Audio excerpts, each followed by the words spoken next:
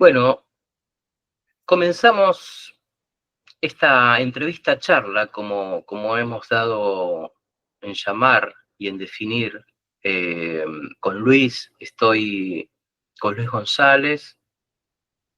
Hola Luis, ¿Cómo me estás, Fernando? gustaría, bien, estamos iniciando un nuevo, como un nuevo capítulo de un canal que te comentaba, de entrevistas llamado Terapia de Moda, término que surge a partir de una charla en un almacén, de alguien que hace ese comentario, ¿no? Se entera que soy psicólogo cuando estoy comprando unos pañuelos descartables. La señora que los vende, que me conoce, me dice si los pacientes lloran mucho, y había un proveedor ahí cerca y dice, ¿sos psicólogo? Está de moda hacer terapia. Lo dice como pregunta o como afirmación. Yo en ese momento estaba iniciando un podcast que después devino en esto, que estamos continuando, pero con video, y me termina de cerrar la idea. Yo ya tenía como unos episodios grabados, pero no tenía el título y dije, terapia de moda me gusta. Sí, y es Eh, interesante, mira, no conocía obviamente el podcast y el nombre del canal, pero no sí, la historia y es interesante. Mirá qué curioso, bueno, ya estamos en conversación de lo que hablamos en la previa, cómo a veces se dan esas cuestiones. El otro día eh, conversaba con una persona que la conocí en una cena, o sea, nada que ver con la terapia, ¿sí? Y que es primo de una persona que yo atendí mucho tiempo cuando vivía en la Patagonia y que lo conocí en un negocio donde llevé a imprimir unas facturas, me parece algo, ¿viste? Cuando se empezó a hacer obligatorio hacer la factura con el CUI y todo eso. sí. Y bueno, ese negocio yo conocí a uno de los socios, eran dos hermanos, y me atiende el otro, que lo conocía solo de nombre, y cuando le encargo, dice, sos psicólogo, trabajás acá a la vuelta, a ver la dirección y puedo hacer terapia. Y finalmente se enganchó y después de muchos años volvió. Bueno, y además, como son estas historias en la vida, en una mesa compartiendo en una cena, conozco un primo. O sea, es una cosa como muy loca, ¿no? O sea, pero así como dio origen a una consulta, en tu caso dio origen en otro tipo de comercio a el nombre Al nombre, sí, y que haya dado y que haya dado pie a consultas en otras situaciones también me ha pasado. Y a mí me Sí, parece que eso es interesante, porque totalmente. después sucede que cuando se concreta, eh, y empezamos a trabajar, hablamos de esto, ¿no? De cómo también me parece que la otra persona intuye algo ahí, ¿no? Que puede, por algo presta atención y no, y esa intuición puede salir bien o no, pero digamos, yo confío en lo que el otro intuye también, ¿no? Entonces digo, bueno, por algo también me está preguntando y después me pide un teléfono, etcétera. Eso es interesante. Bueno, Además, bueno, a ver, te lo voy a tomar prestado y obviamente con mención. Yo estoy escribiendo algunas cosas con pretensión de escribir algún libro y uno sí, tiene que ver con la terapia, los mitos, esto de estar, perfecto. de que esté de moda, si está de moda o no. Me gusta como un nombre, un capítulo, y obviamente que el capítulo iniciaría con el inicio de esta conversación, me parece. Ok. Bueno, te voy a pedir que te presentes más formalmente, porque dije hasta ahora tu nombre, pero bueno. ¿Cómo no? Bueno, yo me llamo Luis Miguel González. Eh, Luis Miguel no es por Luis Miguel, que es 10 años menor que yo, y me refiero al cantante, sino por familia, que es un poco como nos nombran, ¿no? O sea, bueno, después voy a hablar algo de eso, del tema de la genealogía y de los nombres. Soy licenciado en psicología y profesor en psicología en cuanto a los títulos académicos. En este momento como docente estoy jubilado, trabajé muchos años en provincia de Buenos Aires, en Cava y sobre todo en la provincia de Chubut, donde viví 32 años. Y como licenciado en psicología sigo ejerciendo en este lugar donde estoy yo ahora, digamos, sería mi consultorio online, porque está ubicado en mi casa. y en un consultorio en una ciudad cercana. Yo vivo en Anizacate, que es una pequeña localidad de la provincia de Córdoba, y la ciudad es Altagracia, que queda aproximadamente de donde yo vivo, son entre 5 y 7 kilómetros, depende de la ruta que vayas. Hay dos maneras de ir en automóvil, diríamos. Si vas caminando en bicicleta, tenés otras maneras. Bien. Te voy a hacer una pregunta que puede resultar muy obvia, pero a veces las preguntas obvias están buenas, porque a veces puede pasar que las respuestas no sean obvias. Pero me interesa esto que sé que con vos los puedo charlar. Tenés mucha trayectoria, tanto en años como en situaciones, porque uno, digamos, pueden pasar los años y yo creo que la trayectoria tiene que ver con lo que hacemos más que con el tiempo que pasa, ¿no? Sino que hacemos con ese tiempo. El tiempo pasa de cualquier manera. De cualquier manera, exactamente. En tu caso hay una trayectoria real de mucho trabajo y te quiero preguntar, ya que me has nombrado a 3 provincias y has trabajado en 3 provincias, mínimo en 3 provincias, debes saber quizás más, por ahí es muy difícil la pregunta en un punto, muy amplia más que difícil. ¿Qué alcanzas a ver? ¿Crees que hay variables que están determinadas por la provincia, digamos, en cuanto al trabajo como terapeuta, en cuanto a lo que crees que la gente le sucede, o crees que es algo más universal? ¿Cómo lo ves vos? ¿En qué tanto está determinado, digo, el lugar donde vivís respecto de las situaciones que te encontrás? Así como mencionás que la pregunta es difícil, la respuesta también es difícil, pero no es imposible. O sea, voy a intentar esbozar una. Yo creo que si bien hay una universalidad y más que nada en tiempos de Internet y globalización de lo que es el hacer terapia o ejercer como psicoterapeuta, que en este momento de mi vida personal y profesional es a lo que me dedico, si bien hago cuestiones de docencia, talleres así, pero es como más accesorio. Es universal, y de hecho yo he tenido contacto en congresos con colegas de China, o sea, con doble traducción, digamos. Pero si bien eso es cierto, yo creo que no debe ser lo mismo hacer terapia en China que acá.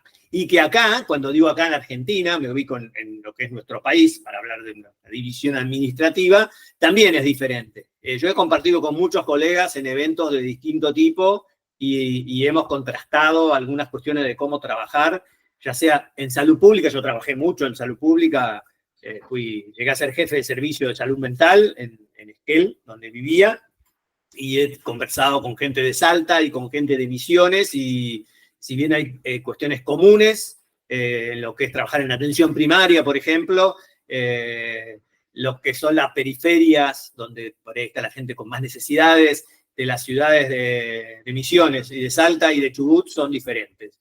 Y después, en cuanto al ejercicio profesional, yo creo que también es diferente, si bien es parecido, pero no creo que sea lo mismo hacer terapia en una gran metrópoli y la única gran metrópoli, y esto lo sé de conversar con colegas amigos que tenían su consultorio en Corrientes y Callao, es Buenos Aires. Después, las ciudades grandes de Argentina son ciudades grandes, pero no tienen esa dimensión que tiene Buenos Aires, que se parece más a otras ciudades del mundo, ¿no? Me parece a mí, es una visión personal. Y después hay cuestiones de diferencia que lo veo en foros, y por ahí habrás leído alguno, que es, por ejemplo, trabajar en Cava implica no matricularse en un colegio profesional, y eso implica un gasto menos, que en algunos casos también implica la caja de profesionales. Entramos en un tema que además de temas impositivos como monotributo, seguro de mala praxis, o sea, hay que alquilar un consultorio, el que tiene que alquilar y el que tiene que viajar a un consultorio, o sea, hay diferencias.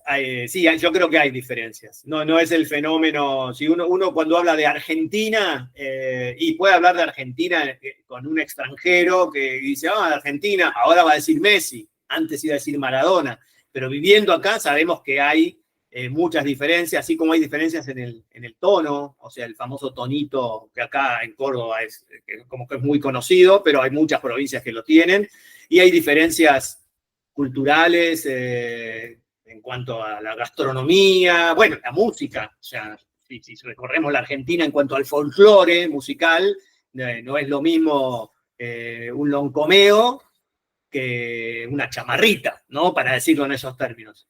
No sé si responde, Fernando. Me fui un poco por las ramas. No, está bien, es la idea, que nos vayamos por las ramas.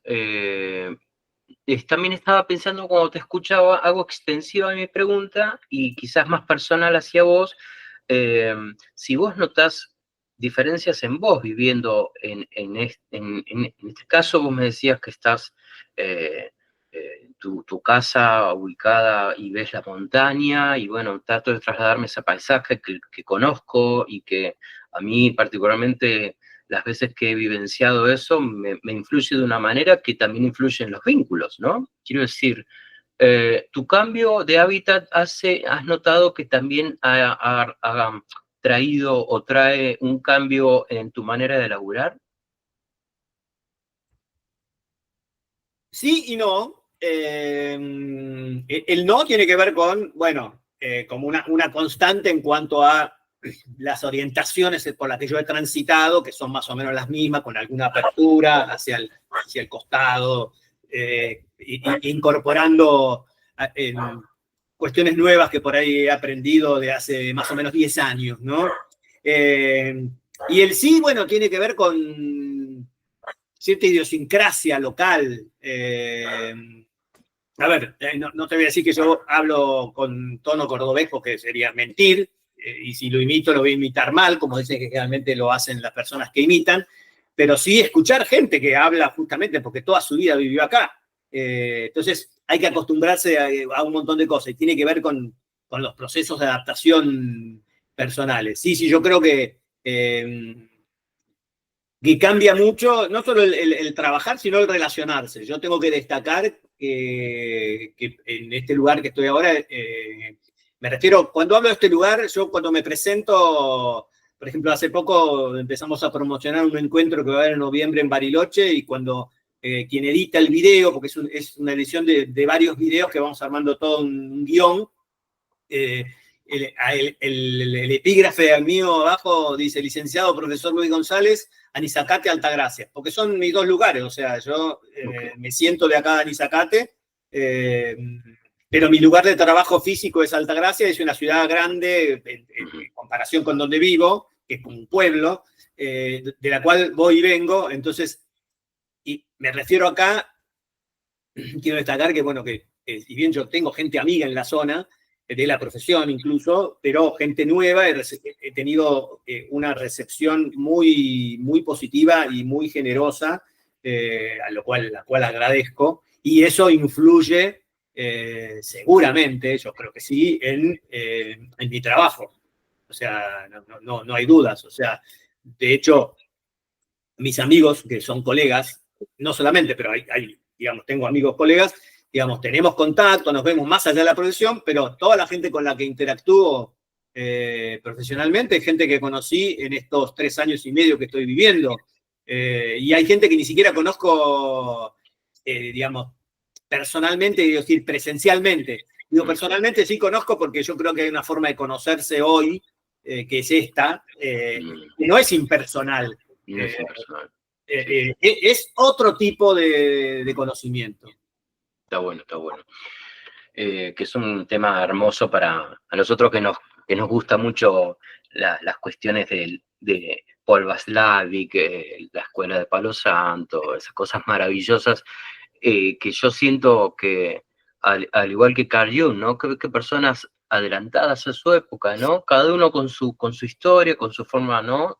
Ya sea California o parte de Europa, que son bastante distintas, por supuesto, porque yo creo que nuestra forma de pensar está muy atravesada por la idiosincrasia de un lugar, ¿no?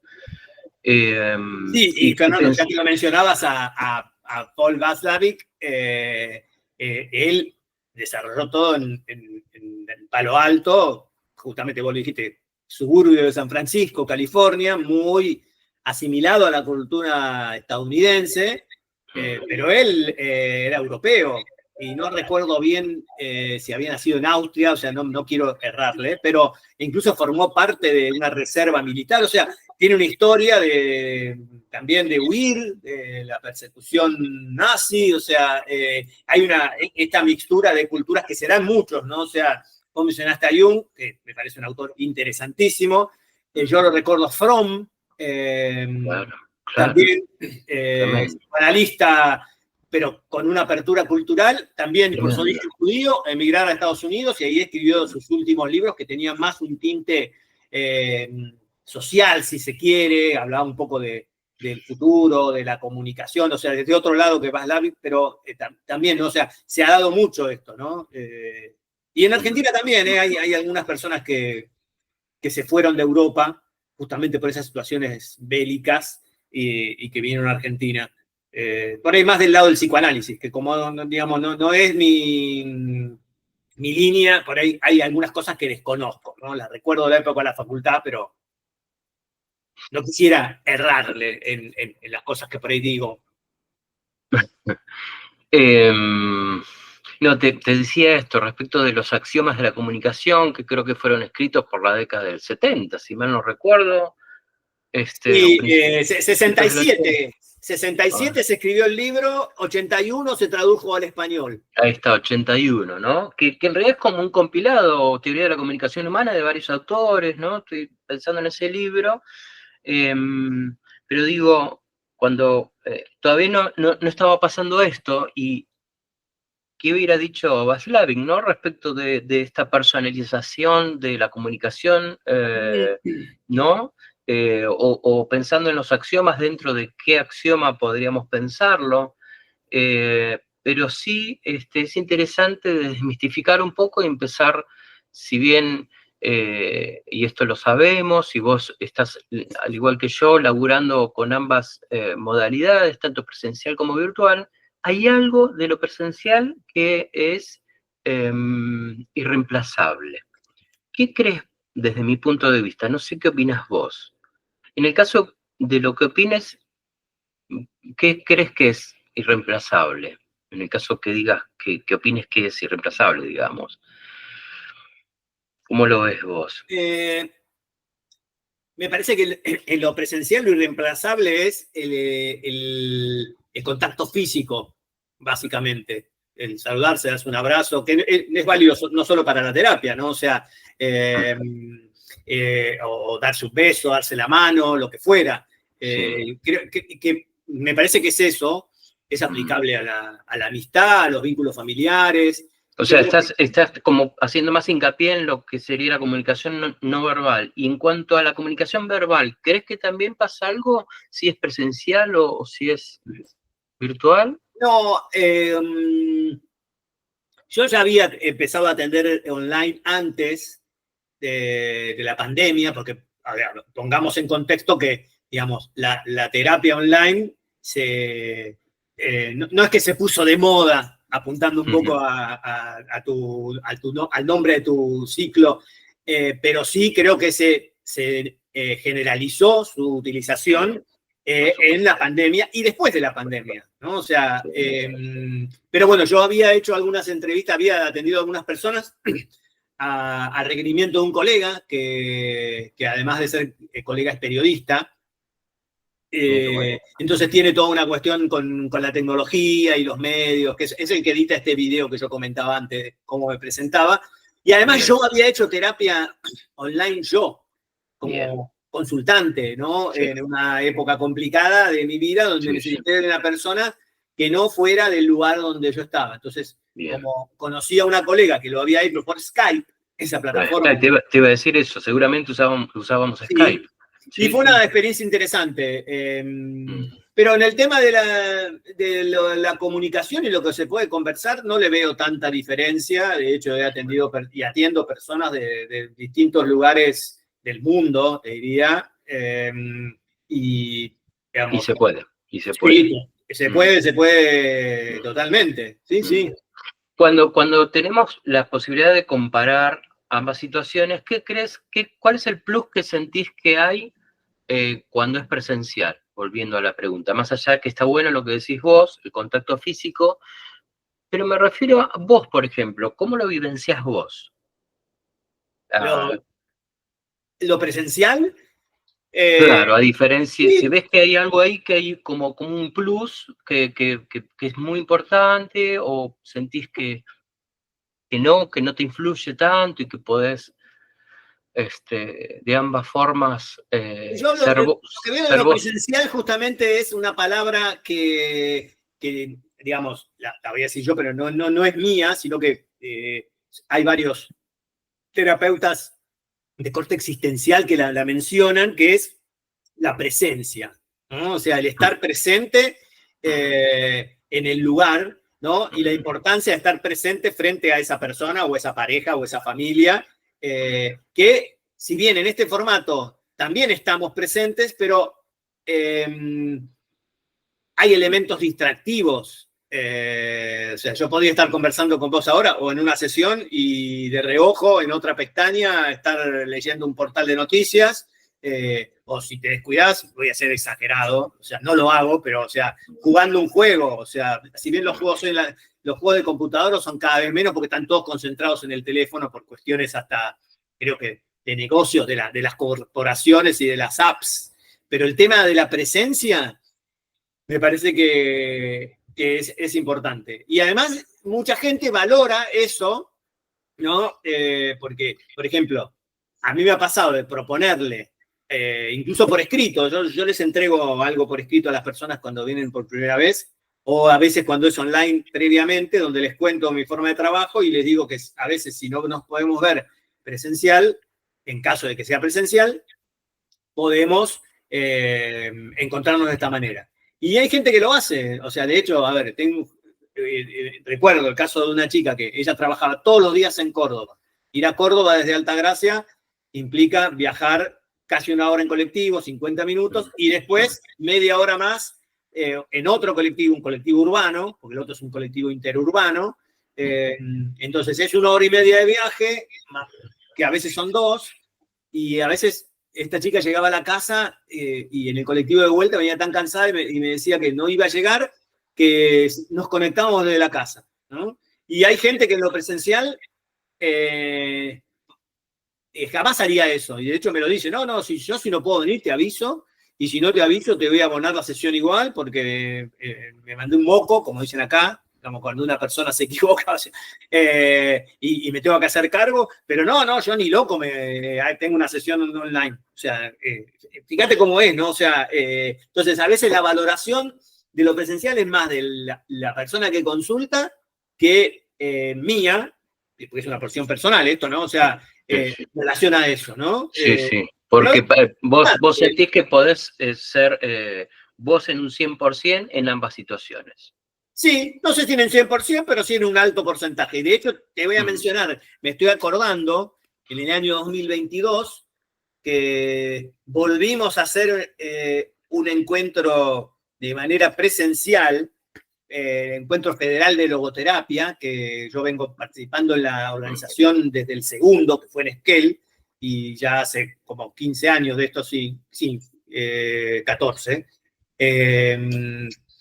Nosotros hicimos en el 2019 un encuentro en Salta, muy interesante. Yo ahí coordiné, o sea, facilité un taller que tenía que ver justamente con la virtualidad y antes de la pandemia, la posibilidad de comunicarnos por estos medios.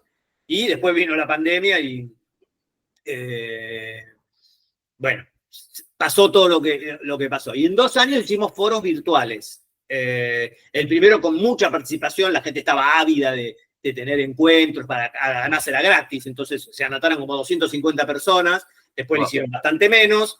Y el segundo año, que no sabíamos qué iba a pasar, decidimos hacerlo porque todavía había, viste, rebrotes de COVID y todo esto.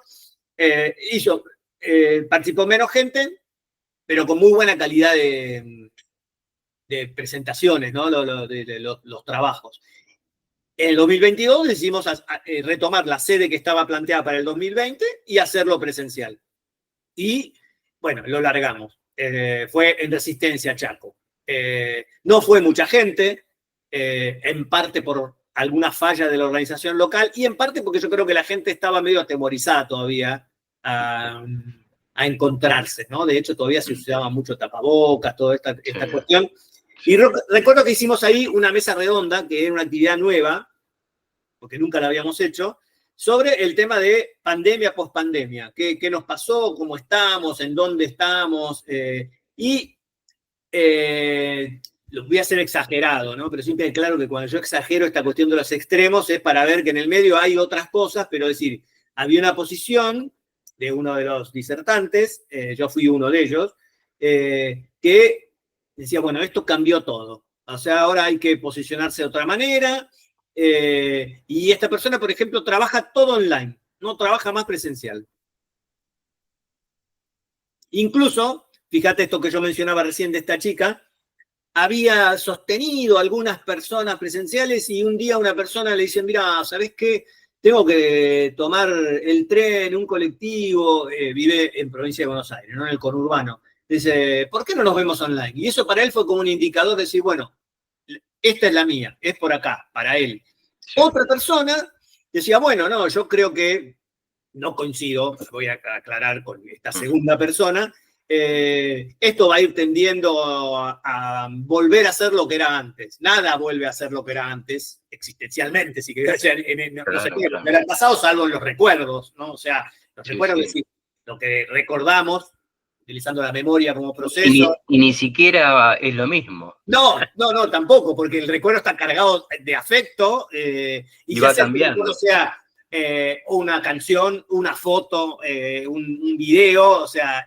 Claro, pero digo que el recuerdo con el tiempo también va cambiando, llamémoslo resignificar, lo que sea, desde cualquier punto de vista, ¿no? Esto del vamos siendo, qué interesante, ¿no? El término de Heidegger, del vamos siendo, ¿viste? Bueno, y esta persona decía, todo va a ser como antes, va a retomar la presencialidad total. Yo estoy en el medio, en una franja, o sea, no me quiero el medio así, digamos, aristotélico, ¿no? O sea, así, me parece que sí, que las cosas cambiaron mucho, que así como yo lo había planteado y propuesto, más que planteado porque era un trabajo en ronda en el 2019, antes de la pandemia, el hecho de decir, bueno, aprovechemos lo que nos brinda la tecnología para comunicarnos no solamente en la terapia.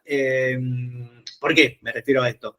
Porque cuando yo hablaba de la terapia online, bueno, esta persona que estaba presente, la que estaba a favor, participó en el taller y comentó algo, y había una persona, terapeuta también, que dijo, no, bueno, yo la terapia online tengo mis reparos. O sea, en todo caso, primero quiero tener una entrevista presencial. Y claro, yo después pensaba, cuando empezó la pandemia y yo empecé a armar una especie de flyer para decir, bueno, voy a atender online hasta que las cosas se acomoden y vea cómo sigue. La primera persona que me contacta es un muchacho que estaba viviendo, un muchacho argentino de allá del sur, que por cuestiones de trabajo estaba viviendo en Nueva Zelanda. Y de hecho, Nueva Zelanda fue uno de los primeros que levantó las restricciones. Y yo le podía haber dicho, bueno, ya que ahí no hay restricciones, sacaste un pasaje y veniste a la primera entrevista presencial. Después seguimos online. Es imposible, o sea, entonces... y esta misma persona, en la pandemia, publicitaba su atención online. Y entonces decían, ¿cómo? Pero él no firmemente no dijo, primero, o sea, es decir, tiene que ver con la adaptabilidad. Y creo que ese es un punto, es interesante para debatir, y es todo un tema. Yo creo, ni todo presencial, ni todo online, pero es una posición mía. Respeto al que diga yo solamente atiendo presencial, ¿sí? Y al que diga solamente online, pero a mí me gustan las dos cosas. Me gusta incluso de lo presencial, algo que, ya que habíamos hablado de nuestra profesión y el secreto, que es algo que, como yo trabajé mucho en hospitales, con lo cual intercambiás con un montón de gente, agentes sanitarios, enfermeros, mucamas, médicos, kinesiólogos, lo que fuera, y después trabajé más de 20 años en un centro, el CEF, en Esquel, Centro de Enfoque Familiar, con colegas, psiquiatras, donde además de tener reuniones de lectura y reuniones de trabajo, siempre compartíamos un mate y conversábamos de trabajo y no de trabajo. Bueno, eso hoy yo lo estoy teniendo acá en el lugar donde trabajamos, somos muchos colegas, la mayoría son mujeres, que es una cuestión bastante frecuente en nuestra profesión, por lo menos en Argentina. Y bueno, hablamos de todo, de trabajo, de hecho hemos trabajado juntos, situaciones familiares. Yo he atendido una familia donde una de las chicas atiende a lo que sistémicamente se llama el paciente identificado, ¿no? El hijo mayor con determinados problemas bastante importantes. Bueno, eso, que no es lo mismo que hacer una reunión online por Zoom o por este medio. Eso de tomar un mate y cosa que también en la pandemia el mate se hizo como una cuestión personal y cada uno con su mate, como decía por ahí, y que en ese encuentro en Chaco es significativo, cada uno estaba con su mate y como dijo una colega que le gustó al cierre, y a mí me gustó lo que dijo también, cada uno estaba con su mate y su termo y nadie se animaba ni a convidar un mate ni a pedirlo. Hasta que una chica de ahí del Chaco, pero que ahora vive en Buenos Aires, me pidió un mate y yo se lo convidé. Y ahí empezó otra vez a circular. Creo que también es bastante simbólico eso, ¿no? Y me parece que es una linda imagen. Sí, sí. ¿Qué simbolizaba para vos eso? Y digamos, simbolizaba lo que podría decir que tratamos en esa mesa redonda. Bueno, ya estamos en la post-pandemia. Es decir, empiezan a circular otra vez algunas cosas de manera diferente y por ahí va a haber gente que no va a querer compartir un mate, pero hay gente que sí. Bueno, eso. Sí, está bueno. Tópico aparte el mate, porque yo sé que sos muy fana del mate, al igual que yo, y hemos escrito al respecto. Pero no me quiero olvidar, quiero hacer dos preguntas que sé que también son muy amplias como pregunta y potencialmente como respuesta. Nombraste hace un rato una palabra que está bueno que la hagamos más dirigida a la gente en general, fuera de nuestra tarea como psicólogos, que es la logoterapia.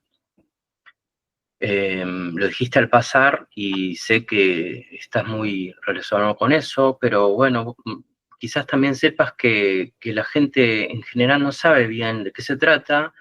Y después, me gustaría, sé que estás con intención, no sé si te estoy quemando con esto, pero que estás escribiendo y esta cuestión, si querés hablar algo al respecto, eh, cuál es tu intención, digamos, hacer un libro, y etcétera, etcétera. Si están relacionados, me da la impresión que sí, la logoterapia con el libro.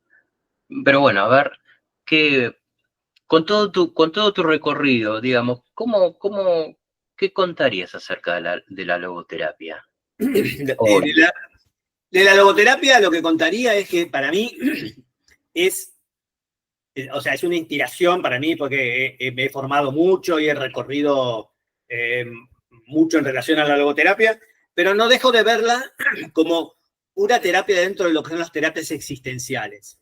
Es decir, para mí, a ver, mi recorrido empezó por la logoterapia y se retomó muchos años después, te diría como 20, en las terapias existenciales, donde tenemos que nombrar no solamente a Frankl, a Viktor Frankl, que es un poco es el creador de la logoterapia y muy famoso por su experiencia en el campo de concentración y el libro El hombre en busca de sentido, que es un bestseller, que cuenta justamente su experiencia, más una poca teoría al final, como una especie de apéndice, claro.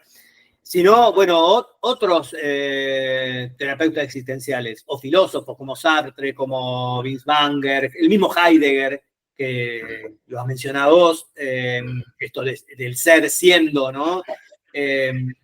Y todas las categorías espaciotemporales. Hoy hablamos de los recuerdos, ¿no? Los recuerdos tienen que ver con el tiempo, pero también con el espacio. Con un recuerdo sucede en algún lugar, sucedió esto que recordamos, ¿no? Merleau-Ponty, Yalom, un montón. O sea, me voy a olvidar, seguro. ¿Cómo te atraviesa a vos? Tantos estos autores, bueno, pero yo te voy a incluir a vos también como un autor. Me gustaría empezar y de hecho estás escribiendo con intenciones. Entonces, cómo sentís vos que estás desarrollando esto que tanto has Tomando, estudiado? tomando un poco de todas las personas que estudié o estudio en relación a lo que tiene que ver con la terapia y la persona en sí, ¿no? Hablando de un punto de vista personal. No me gusta mucho la palabra individual porque suena como muy individualista, pero Sí, lo existencial para mí tiene que ver con lo personal, pero no solamente con lo personal, porque de hecho, lo voy a decir muy brevemente porque estamos preparando un taller para un congreso a mitad de año con una colega de tu ciudad, que tiene que ver justamente con lo coexistencial, es decir, lo relacional, que de alguna manera se toca mucho con lo sistémico, que es mi otra claro, gran vertiente. claro, claro. O sea, yo en realidad lo sistémico, yo había empezado a estudiar justamente, atraído por Václavic y toda la escuela de Claro. Palo Alto y otros autores en la facultad misma. eh, Bateson, Gregory eh, Bateson, Exactamente. tremendo. Un profesor de psicología social, precisamente. Claro, Después lo conozco en un ciclo de conferencias y empiezo a formarme en terapia familiar. Después claro, emigro al sur, de ahí me empiezo a formar en Neuquén con otro terapeuta familiar, Lino Guevara, es muy conocido en el ambiente sistémico. Y después lo vuelvo a reencontrar en algunos congresos.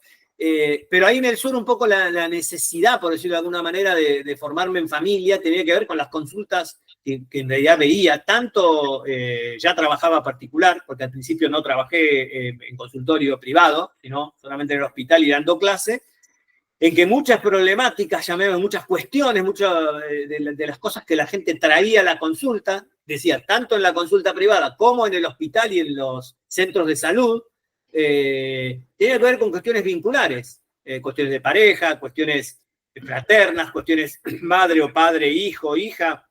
Y digo, bueno, tengo que retomar esta formación. Yo compraba una revista en papel, no una revista, era un periódico, digamos, porque tenía formato como si fuera un diario, Perspectivas Sistémicas, sí. que fue todo un hito en lo que era la sistémica en Argentina, y ahí lo leo a Lino y me comunico con él por teléfono y por fax. Estamos hablando de otra época. Sí. El fax no lo tenía yo. Creo que pude mandar un fax desde la computadora una sola vez en mi vida, cuando ya el fax estaba ya dejando de moda, era el fax en la impresora. Pero bueno, tenía un locutorio, también palabra que casi no existe, porque ha desaparecido, porque hoy todo pasa por otro lado. Fíjate cómo todo está también atravesado por la comunicación y la tecnología. Y me empecé a comunicar con él y me trasladaba a Neuquén. Entonces, todos los autores, tanto de uno como de otro campo, me atraviesan y me sirven, y por ahí recuerdo, y si no recuerdo tanto, voy a la cita, lo busco, y así es un poco donde me ubico en cuanto a lo que es el trabajo terapéutico. Los libros, sí, es un poco una idea que vengo escribiendo hace tiempo, son como tres grandes estructuras, lo tengo incluso conversado con alguna persona que edita. Uno sería una compilación de trabajos que fui presentando a lo largo de los años, que siempre combinan lo existencial y lo sistémico. Empiezan pareciendo más logoterapéuticos y después se va metiendo más lo sistémico. Igual yo en el año 95 ya presenté en un congreso acá en Córdoba un trabajo sobre cómo complementar en la asistencia a familias lo existencial y lo sistémico. Después ese trabajo se tradujo al inglés y salió publicado en un journal en Estados Unidos, con una recepción interesante. Así que ese sería un libro. El otro libro tiene que ver con lo que por ahí comentaba esto, está de moda hacer terapia, que es como... ¿Estás hablando de dos libros distintos? Estoy hablando de dos libros distintos, de tres en realidad. Ah, Y tiene que ver con esto, ¿no? O sea, todo lo que significa hacer terapia, ir a terapia, los mitos, si está de moda, si es para perfecto, locos, etcétera, etcétera. Tampoco perfecto. quiero spoilear mucho. Spoilear, por eso, El por eso. tercero Sí.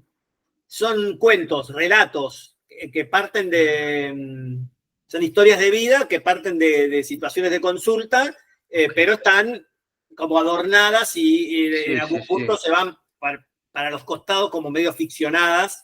Mira qué interesante. Y obviamente con reserva de identidad y todo esto que... Perfecto. Así que bueno, no sé si responde un poco todo esto, ¿no? Pero tiene que ver con eso. Un laburazo. ¿Y estás como con estos 3 libros como a la vez, digamos? Como el contenido lo clasifico en este, en este, con este. Están en archivos diferentes y según digamos, el de la compilación no hay mucho que hacer porque de alguna manera es editar y darle forma, pero los otros 2 están ahí y de repente me surge algo y me siento y, bueno, puede ser una hora libre en el consultorio, puede ser aquí mismo donde estoy, puede ser en el fondo de mi casa, donde no se ve la sierra, sino mira hacia el este, pero a la tarde no da el sol y los días de calor está lindo como para sentarse ahí y tomarse un tereré, más que mate, ya que hablamos del mate. Claro. Y si no, puede ser a la mañana muy temprano, que yo he notado que es mi hora de inspiración. ¿Cuál es la hora? Y desde las 5:30, 6 de la mañana, digamos, es como la hora de inspiración para escribir, básicamente. No te digo para tocar el saxo, que es el instrumento que me dedico ahora, porque sería medio molesto, digamos. Yo convivo con mi pareja, entonces, pero para escribir y preparar un mate, y sí, eso no habría problema. Y de hecho me he dado cuenta que muchos de los trabajos que he presentado en distintos eventos, digamos, me han surgido a esa hora. O sea, yo vivía cuando estaba en Esquel, porque esta experiencia es muy nueva para mí ahora, este lugar, vivía a 4 cuadras de 5 de mi consultorio. Si iba caminando. Cuando no tenía un vehículo, ahora lo tengo, era más corto de ir caminando, iba a contramano, y a veces me despertaba muy temprano y me iba, ya sea caminando o en auto, me preparaba un mate, no habría ninguna red ni nada que tuviera conexión, sino abría el documento y estaba 2 horas escribiendo y copiando, pegando, a esa hora. Particularmente me parece que es la hora del día donde estoy más lúcido para crear intelectualmente, ¿no? Podemos decir que son, por más obvio que pueda parecer, 3 libros que van dirigidos a públicos diferentes. Eso por un lado, te quiero preguntar. Y después, si lo haces de manera consciente, esto de, bueno, me gustaría, particularmente, ¿quiénes te gustarían que puedan leer estos libros? Más allá de alguien en particular, me refiero, ¿hacia quiénes está dirigido? Digo, viste que muchos de los libros de colegas parecería que están dirigidos a colegas, ¿no? Hay como un círculo ahí medio cerrado. Sí, bueno, el libro de ponencias, el libro... tal vez es un libro más teórico y más dirigido sin que sea un libro teórico, ¿no? Ahora te voy a contar algo sobre la teoría. Sí, es un libro más dirigido a colegas o estudiantes de psicología, por ejemplo, ¿no? De hecho, la posibilidad de escribirlo también salió en 2 conversaciones, una personal, presencial, diríamos, y la otra online con 2 personas, una que se está por recibir de psicóloga y la otra que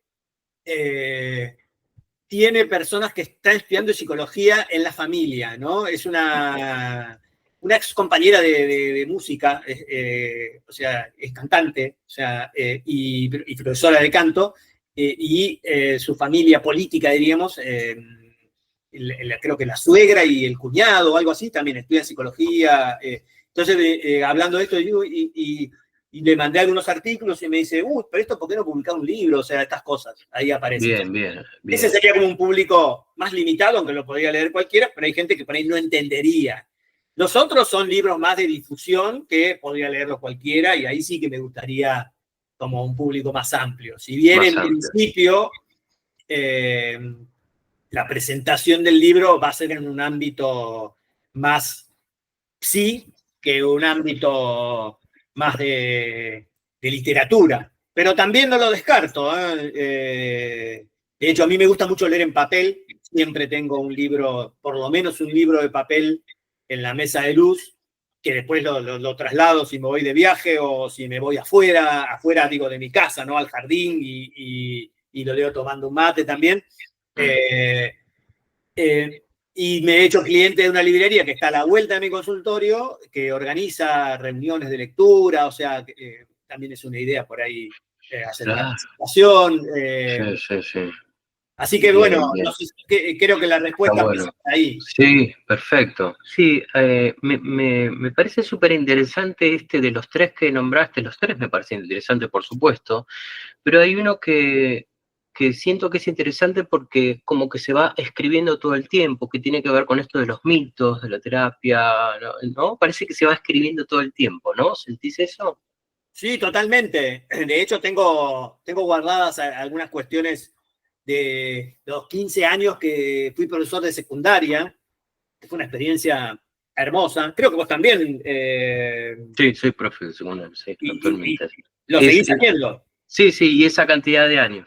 Bueno, Sí, para mí es una experiencia hermosa. Digo, sí, me parece interesante aclararlo porque en alguna reunión con gente amiga y compañera, o sea, reunión medio amplia, gente amiga y compañeras de trabajo del palo de la pedagogía, la psicología, sí. ciencia de educación, filosofía, cuando vivía en el sur. Cuando yo me fui del hospital, yo renuncié al hospital porque padecí un burnout, Mirá vos. pero marca cañón, para decirlo en términos poco académicos, con tratamiento psiquiátrico incluso, y dije, no, bueno, no me puede pasar esto, ¿no? O sea, de hecho lo que me pasó, una de las cosas que era un día llegar a mi casa, yo uso un portafolio de esos con muchos cierres, donde meto la agenda, libros, a veces la computadora, en ese momento. Llegué a mi casa y estrellé el portafolio contra el sillón. Y ahí mismo, como una especie de ejercicio de autoobservación, me dice, no, o sea, la frase que nos sale es, no me puede estar pasando esto, pero me está pasando, no es que no me puede estar pasando, me puede estar pasando y me pasa. Y me doy cuenta que, bueno, evidentemente había una cuestión con el trabajo, tenía propuestas de educación desde mucho tiempo, y en un momento decidí irme, y me fui de ser jefe de salud mental a trabajar a una escuela de un barrio periférico, ¿no? Había gente que me decía que, bueno, era una locura lo que estaba haciendo. Y cómo lo hacía. Ojo, también un médico del hospital, médico clínico, que había sido director del hospital, o sea, que sabía de lo que era esto de estar en cargos de conducción. Cuando lo comento en una reunión, se pone de pie, se acerca, me da la mano, me dice, te felicito, porque lo que estás haciendo es salud mental, personal, mía. Y Por supuesto. me quedé duro, o sea, pero, o sea, evidentemente, un médico muy humano, ¿no? O sea, nunca me atendí con él, pero sí sé que era un buen profesional, mucha gente que lo iba a ver a la clínica, porque él también trabajaba. Pero vos, ¿a vos te sorprendió lo que te dijo? No, no, pero... Vos eras consciente que lo que estabas haciendo tenía que sí, ver sí, con tu salud totalmente. mental. Claro. Bueno, y ahí empecé, y de trabajar de tutor en escuelas, me empiezan a ofrecer horas, primero en secundario, después en terciario, y cuando agarro horas en secundario, yo trabajé en 4 escuelas secundarias, pero particularmente 15 años ininterrumpidos en una. En una charla que te comentaba, me dice una amiga, pero ¿cómo vas a trabajar en secundario? Es una locura, o sea, como que estaba mal visto por gente que trabajaba en el ámbito terciario, ¿no? Que era un poco más la intelectualidad, Foucault, Bourdieu, bueno, Sartre, un montón de cosas. Y digo, bueno, pero, o sea, vos podés hablar de psicología en el secundario desde una cuestión del autoconocimiento, que por ahí pasaba mucho lo que yo hacía, y desde la terapia, ¿no? Porque a veces, es decir, psicología es sentir, pensar, imaginar, todos los procesos psíquicos, pero también la psicología es la profesión y la terapia, y hay muchos chicos que por ahí, digamos, de alguna manera están más del lado de estos mitos. Entonces yo trabajaba mucho el tema de los mitos, de, bueno, la psicología es para los locos, mis problemas me los arreglo yo solo, y todas esas cosas. Y la verdad que fueron experiencias interesantísimas, y más sobre todo porque, a ver, trabajar 15 años en 15 años, las cosas cambian, cambia, como decíamos, la tecnología, cambian los vínculos, cambia la concepción incluso, cosa que en los primeros años, no sé, yo creo que no lo podría haber visto en las clases,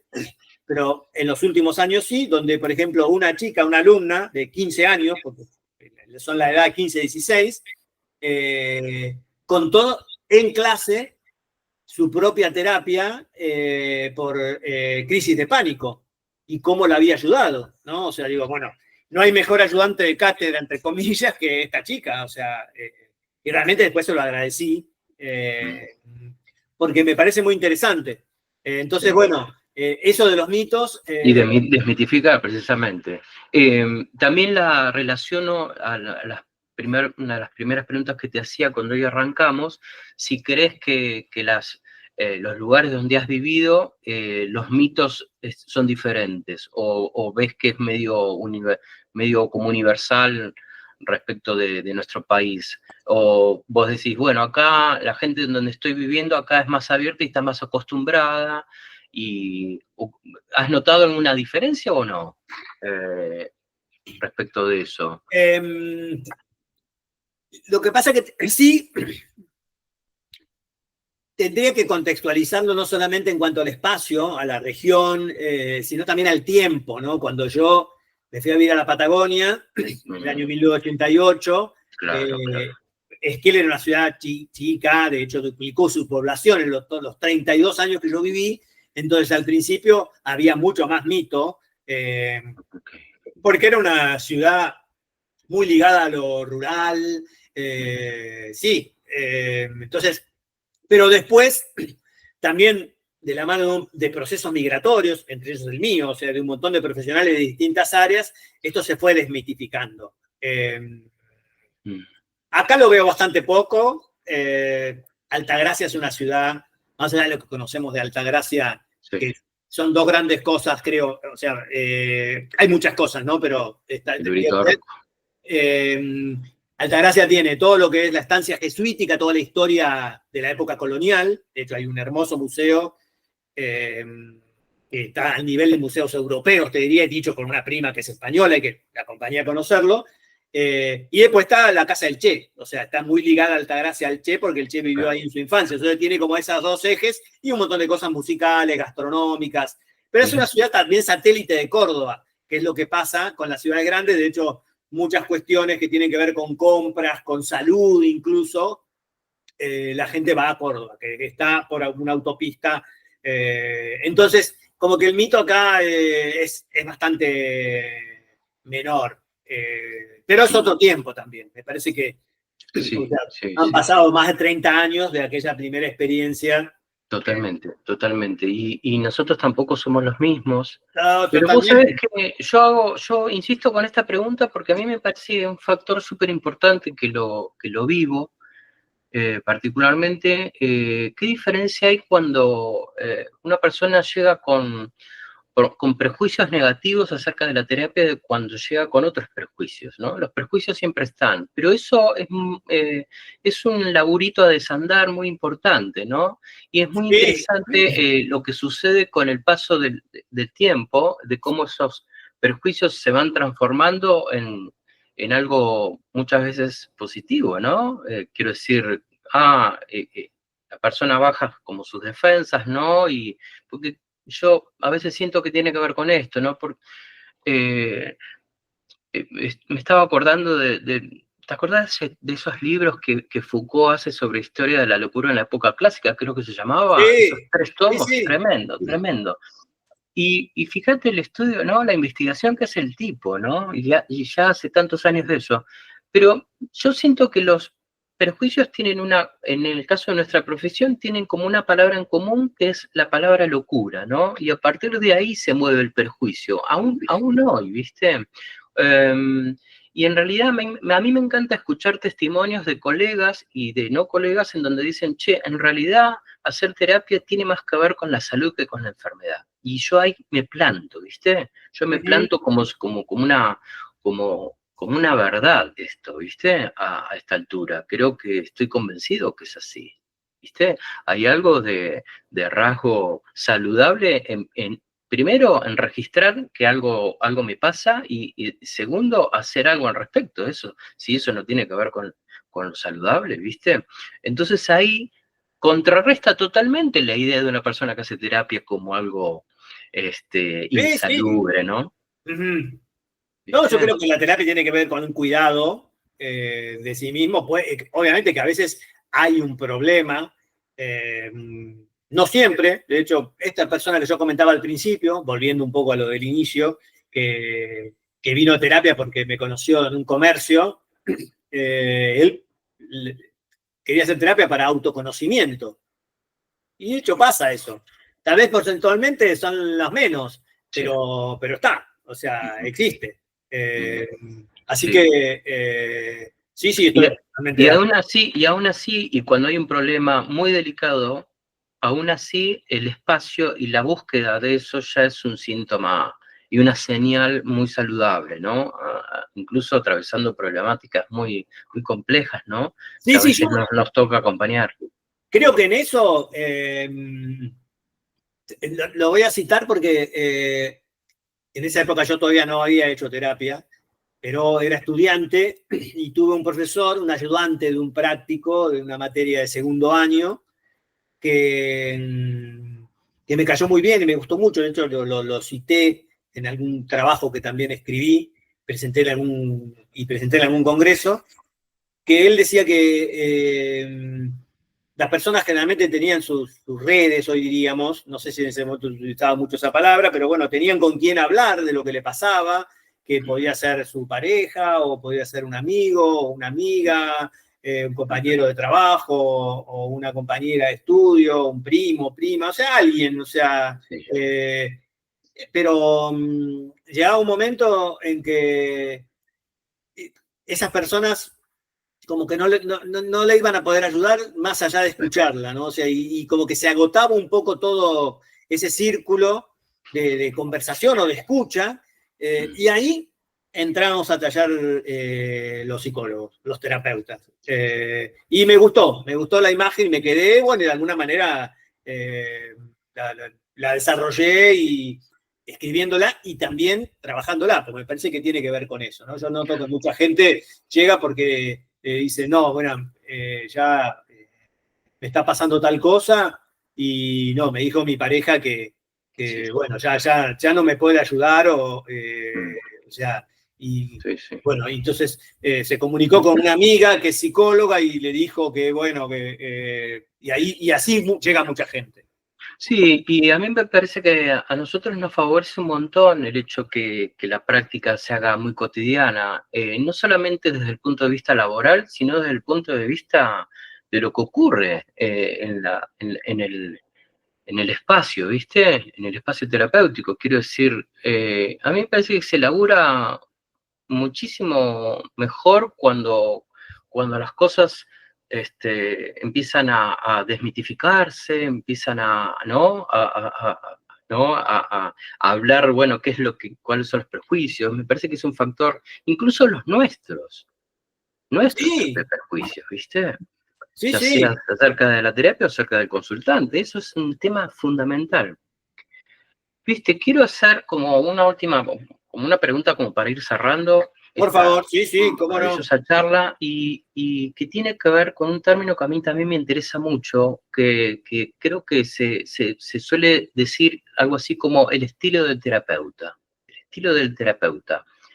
Um, ¿Cómo crees vos que influye, o incluso quizás haciéndolo personal en vos, en una terapia, el estilo del terapeuta? Cuando hablo de estilo del terapeuta me refiero a la forma de laburar, a la personalidad del terapeuta, no tanto el aspecto del abordaje teórico, sino el estilo de la forma de ser, su personalidad, lo que decide uno conscientemente hacer, ¿no? Y no hacer. Bueno, ¿cómo ves ese tema? El estilo del terapeuta. ¿Qué lugar ocupan vos en el Ocupa laburo? un lugar importante. Yo te decía que les entrego a las personas que vienen a consultarme, les entrego, no les entrego, ahora los envío por WhatsApp, pero antes lo entregaba, reemplazando este famoso consentimiento informado que en algunas líneas se utilizaba Mm, para aclarar algunas cuestiones de la terapia. Eh, pero les entrego una especie de compromiso ¿no? Que lo adapté de un colega acá de esta provincia, que no lo conozco presencialmente, sino por redes. Conversando con él, me autorizó, pero siempre lo cito. Y ahí digo que, bueno, que la terapia es una conversación y que a mí me gusta conversar mucho. O sea, que no me voy a quedar callado. Entonces, mi estilo tiene que ver con la conversación. De hecho, a ver, por ejemplo, hace poco me vino a consultar una persona, un varón, amigo de una colega, de ahí de donde atiendo. Entonces me dijo, mira, ¿tendrás un lugar para...? Le digo, y algo tengo, digo, pero tener la agenda bastante cargada, presencial, ¿no? O sea, esta persona, por ejemplo, no vendría online, no sé, porque lo hemos conversado. Y bueno, él tenía experiencia de otras terapias, no voy a hablar más de otras líneas, de otras personas, porque no las conozco a las personas, donde en realidad lo trataban de usted, casi no le hablaban, ¿no? O sea, y había silencio. Bueno, son estilos también, no es el mío, ¿no? O sea, entonces, después esta colega que trabaja conmigo, hay un día de la semana que me cruzo y estamos pared por medio, me dice, dice, quedó encantado, porque esta colega es amiga de la esposa, Sí. porque llegó a la casa y le preguntó, ¿y cómo te fue? Dice, y creo que bien, por lo menos me habló. Entonces, este estilo de conversar y de tener justamente en cuenta eso, que la terapia es un encuentro conversacional, en mi estilo, por ejemplo. O sea, hay otros estilos que serán más de silencio y hay estilos que tendrán que ver con la utilización de objetos. Yo he participado de experiencias en congresos, digamos, de trabajar con almohadones o trabajar con escenas y cambiar de lugar. Eso yo lo hago a veces poco cuando trabajo con una familia. Pero mi estilo es un estilo conversacional. Todo sucede en lo que sucede en esa conversación, en ese lugar físico o en este lugar tecnológico y de intercambio de conversaciones mediante esto, ¿no? Sí. Hay un autor que a mí me gusta mucho, creo que a vos también, que es Humberto Maturana, Sí, el biólogo chileno, sí, ¿viste? sí. Y él habla de la conversación como una producción de conocimiento, ¿viste? Él lo llama lenguajear, ¿viste? Que él inventa palabras como Sí, sí, sí. la autopoiesis. Pero digo, sí, yo estoy convencido que hay una producción de conocimiento de ambas partes o de las partes que integran la situación, en donde se produce un conocimiento en todo sentido, ¿no? No solamente un conocimiento cognitivo, sino un conocimiento emocional, ¿viste? Eso es maravilloso.